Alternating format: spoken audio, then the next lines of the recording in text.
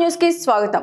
బిక్కవోలు మండలం రంగాపురంలో జరిగే జేహో బీసీ సభ కార్యక్రమానికి తెలుగుదేశం పార్టీ రాష్ట్ర ఉపాధ్యక్షులు నల్లమిల్లి రామకృష్ణారెడ్డి ఆధ్వర్యంలో బైక్ ర్యాలీగా తరలి వెళ్తున్న అనపర్తి నియోజకవర్గం టీడీపీ శ్రేణులు నల్లమిల్లికి అడుగడుగున విజయ సంకేతంతో మంగళ హారతులతో స్వాగతం పలికిన మహిళలు, గ్రామస్తులు.